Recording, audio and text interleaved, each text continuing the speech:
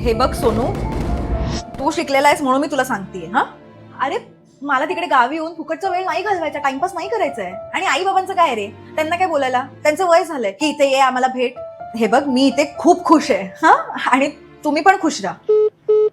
हा, करते. एक मिनिट.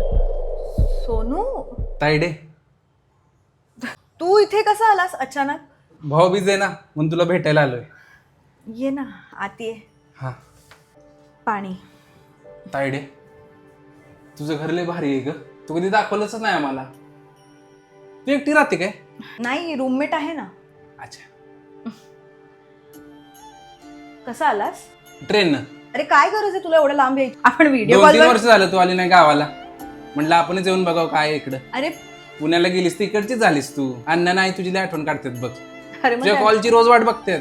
मग त्यांना सांगायचं ना फोन करायला. आई नाही म्हणते ना. का? ती कामात असेल, डिस्टर्ब नका करू तिला. हो, आईने करायची का? ठीक आहे, आईने फराळ पाठवला तुझ्यासाठी. करंजी एक्स्ट्रा दिल्या तुला आवडतात म्हणून. अरे आता हे सगळं मी असं नाही खात रे. माझ्याकडनं गिफ्ट. येत जात आयडिया काहीतरी गावाला. लय आठवण येते बघ तुझी. चल आता ये तुम्ही. अरे जेवून गेला असतं. नाही ना ग, आई यांना वाट बघत असतील. 10:30ची ट्रेन आहे माझी.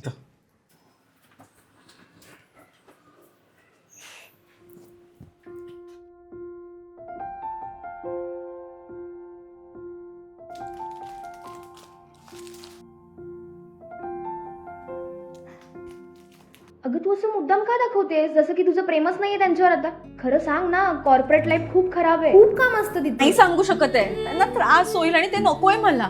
जरी मी त्यांना तिकडे भेटायला गेले ना तर त्यांना सोडून माझी पुन्हा इथे यायची इच्छा नाही होणार. आणि मला हतबल नाही व्हायचंय ग त्यांच्या पुढे. मी इथे आनंदात आहे, सुखी आहे, हे त्यांच्यापर्यंत पोहोचलं ना तरी खूप आहे.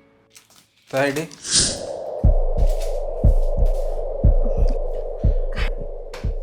काय काय झालं? फोन राहिलेला. मला माहित होतं तुझं आमच्यावर प्रेम आहे ते, पण तू दाखवत नाहीयेस. आता तू का दाखवत नाही ते हवं तर नको सांगू आम्हाला, पण अण्णा आणि आईला तर दाखव ना.